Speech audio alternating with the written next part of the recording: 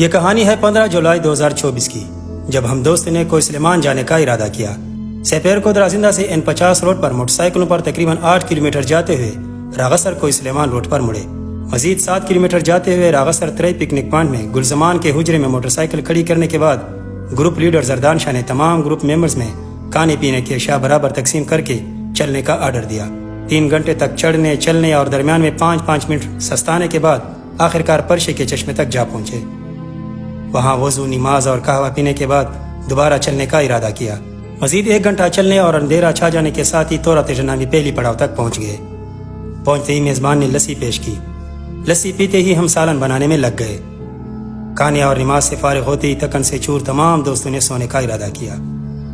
صبح نماز اور ناشتے سے فارغ ہونے کے بعد وہاں تالاب میں سٹور کیے ہوئے بارش کے پانی سے بوتلیں بھرتے ہی اپنی منزل گاؤں غشکر کی طرف روانہ ہوئے۔ تبک نامی راستے سے ہوتے ہوئے 1 گھنٹے بعد جو ہی غشکر کی آبادی نظر آئی تو سب کی جان میں جان آ گئی۔ پہاڑوں پہ چھائی ہوئی دھند، ٹھنڈی ہوائیں، گنے، جنگل، بھیڑ بکریوں کے گلے میں بندی، گھنٹیوں کی آوازیں اور گاؤں کے کچے مکانات سے گزرتے ہوئے عجیب سی کیفیت محسوس ہوئی۔ خیر گاؤں میں چلتے چلتے دوست کے حجر تک پہنچ گئے۔ چونکہ ہم صرف ٹماٹر، پیاز اور گھی ساتھ لے گئے تھے اور بکرا یا دمبا وہاں خریدنے کا ارادہ تھا، لیکن تھکاوٹ کی وجہ سے اس وقت خرید نہ سکے، اس لیے دوپہر کو شکننا نامی علاقائی مشہور ڈش جو کہ لسی سے بنائی جاتی ہے کا صوبت بنا کر کھایا۔ سپیر کو دمبا یا بکری خریدنے نزدیکی گاؤں گڑبن کی جانب روانہ ہوئے۔ راستے میں ہی بارش نے آ لیا۔ بارش رکتے ہی دمبا خریدنے کا مشورہ پاس ہوا۔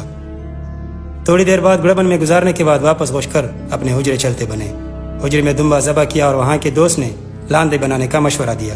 لاندے بنانے کے لیے دمبے کے پیٹ سے جگر اور فضلات نکال کر پائپ یا لکڑی آر پار گزار کر بمائے کال تقریباً آدھے سے 1 گھنٹے تک آگ کے اوپر رکھا جاتا ہے۔ کال مکمل طور پر جل جانے کے بعد گرم پانی سے صاف کر کے گوشت کو ٹکڑے میں کاٹ کر نمک مرچ لگایا تاکہ خراب نہ ہونے پائے۔ پہلی رات کو دمبے کے جگر سے سالن بنایا۔ کھانے کے بعد تمام دوست لڈو کھیلنے میں مصروف ہو گئے۔ دوسرے دن ناشتے سے فارغ ہونے کے بعد دوپہر کے لیے سالن بنا کر گاؤں پونگا کی جانب روانہ ہوئے۔ گنے جنگل سے ہوتے ہوئے کئی جگہ پہاڑی پیاز جسے ککان کہتے ہیں بھی ملے۔ پونگا پہنچنے سے پہلے دوپہر کا کھانا راستے میں ہی کھانے بیٹھ گئے۔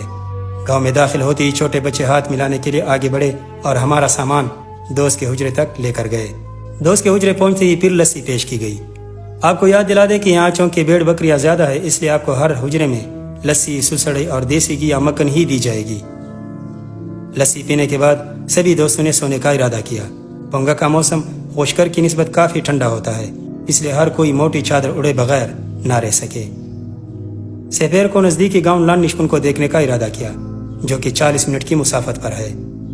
لان نشپن انتہائی خوبصورت گاؤں ہے۔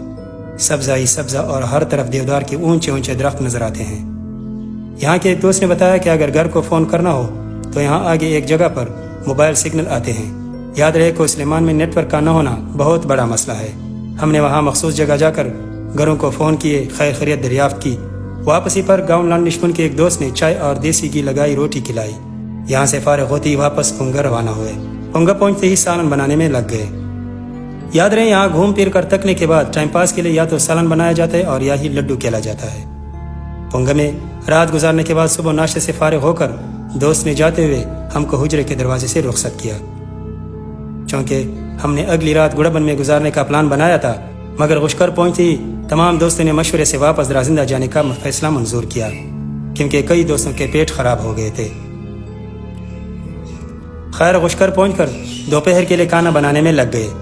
تھوڑی دیر بعد دھند نے غشکر کو اپنی لپیٹ میں لے لیا۔ کھانے اور کچھ دیر آرام کرنے کے بعد ظہر کے وقت غشکر سے درازندہ کی طرف روانہ ہوئے۔ تبک کے راستے سے ہوتے ہوئے تورا تجرک کے بعد پرشے کے چشمے پر تھوڑی دیر سستانے اور پانی کے بوتل بھرنے کے بعد راغسر روانہ ہوئے۔ کڑم گاؤں سے گزرتے ہوئے راستے میں چھوٹے چھوٹے بچے ہاتھ ملانے بیٹھے ہوئے تھے۔ گاؤں تورا تجرے میں خریدے گئے پہاڑی انجیر ان بچوں کو دے کر ترئی نامی پکنک پوائنٹ میں گلزمان کے حجرے کی طرف روانہ ہوئے، جہاں ہم نے موٹر سائیکل کھڑے کیے ہوئے تھے۔